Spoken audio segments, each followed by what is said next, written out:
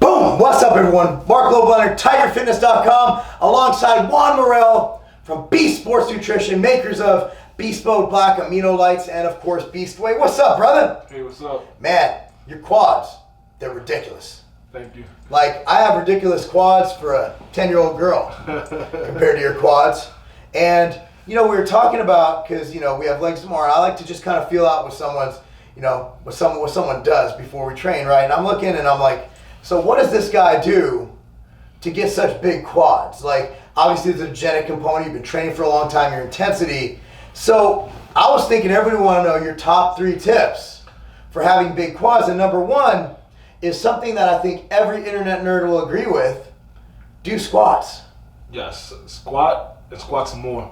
Now, everybody knows legs has been a part of my body that's kind of been lagging a little bit, and I brought them up, and every year they keep coming up, and you know, I think this year they have the all-time biggest. And that's due to, we're gonna get to the tips right now, the top 3 tips. Yeah, so squats would be called the king of all exercise. Yes. And so you still, now I've noticed a lot of guys and I'm the opposite, I've found squats to be more rehabilitative than injury producing if you do them correctly. A lot of guys, as they tend to get older through their bodybuilding career, like, you know, we're both in our mid-30s, they tend to get rid of squats and move on to more leg press and hack squats and all that, which I can understand that, but you still squat.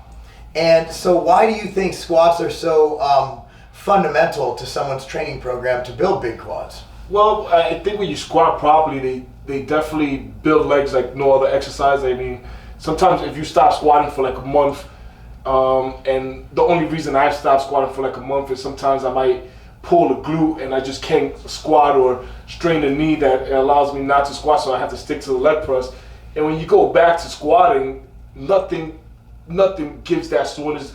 Even while you're training, just a different pump. Yeah. And like I said, it's when you do it correctly. When I first started, I didn't squat properly. What would be a proper squat? A proper squat is actually just should I perform it? Yeah, sure. Okay. Now, this is what a proper squat will look like. You know, is keeping your chest high, and you actually keep your back straight and all the way down and all the way up. Now, that's a proper squat. You actually target all your quads. Now, in the beginning, when I used to squat like a power lifter. So instead of going straight down, I would go straight back. So what happens is there, I'm using more glutes and hamstring and more of my back, especially coming from and I have a low bar, and then coming, and you see more, instead of being upright, I'm leaning back a little bit. Yeah. So your back gets a lot of action and you're doing less work on your quads. So that's a proper squat. Yeah. I mean, the first one.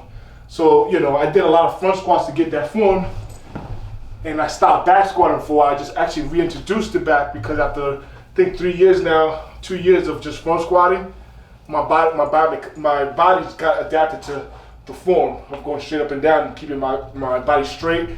So now when I put a bar back, I actually go high bar now, not low bar because you're powerlifting there, and my form is good and I just feel it targeting my legs. That's awesome. As you guys know, that I always believe there's a progression for squats. If you're watching this for the first time, you don't know about my stuff.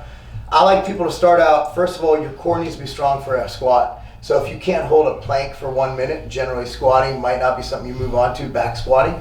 The first squat I want people to start with is a goblet squat, where you hold a dumbbell or a kettlebell in front of you and you squat down holding that. Second progression is the front squat. Third progression would be a standard back squat. And you kind of demonstrated that because the front squat helped you to go back into the groove to a proper squat. Correct. And a front squat is also not putting that pressure on your spine, and it's also strengthening your core because you're holding the weight up here. So just a little aside there.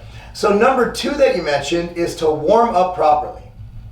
Warming up. You see a lot of people just go in the gym and just go at it. Basically, before I squat, I actually go into the squat position for like 2 minutes, open up my hips.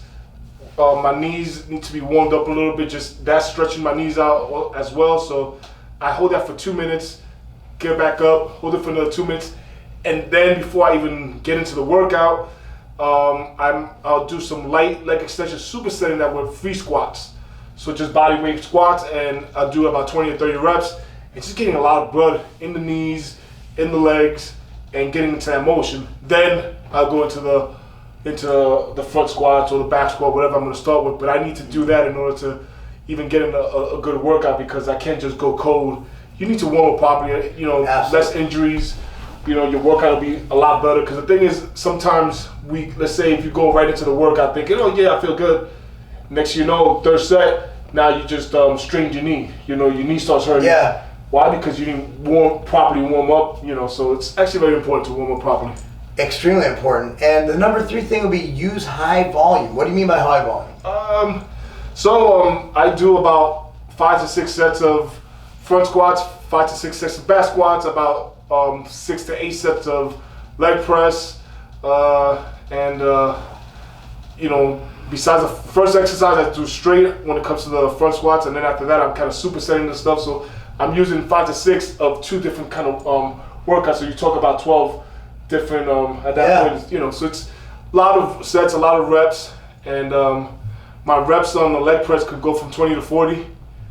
And I feel that, you know, you don't have to go as heavy on certain movements once you're doing that and getting a good pump. You won't. Your legs will just be flushed with blood, crazy pump. Lactic acid is going to be burning, and you know, as long as you're activating and hitting the muscle really hard, sometimes, especially with a short rest period, sometimes you don't have to go as heavy, and then your knees not work so great for the rest of the day. So, you know. Well, there you go. So those are the top 3 tips for quads. Again, tips, just the tips. So the thing is that incorporate these because they can't hurt. It's pretty simple. Squat, warm up, and use high volume. I don't think people can really argue with that, except because some people be like, well, I don't know about high volume, but high volume is relative. Like if you're just starting training, high volume for you could be 10 sets. But for someone who's at your level, who's a professional bodybuilder, high volume could mean 40 to 50 sets. I mean, you look at Phil, he's very successful.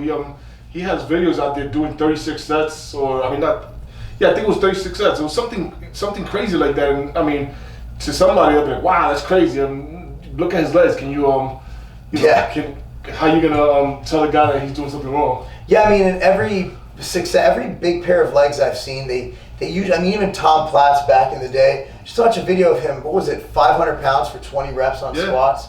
Just something sick, but from Tom Platz on to Ronnie Coleman to anybody else, you just see volume trainers really develop those legs. And I think it's because we walk all day. I'm supporting 245, you're supporting 300 pounds. That's a lot of weight and repetition. So to get your legs to grow, you need high weight and you need heavy weight. So you need high reps and heavy weight. You got to make sure your reps are high. But you also got to make sure you're not just doing the motions, because what do you do when you're walking? You're just going through the motions. Correct. So you got to stimulate them. I can't argue with those 3 tips. Put them to use in your workout. They'll help you out. Again, Beast Sports Nutrition. Available at tigerfitness.com. Link down below. Beast Mode Black. Hell of a pre-workout. Give it a shot. Thanks, Juan. We appreciate you coming here.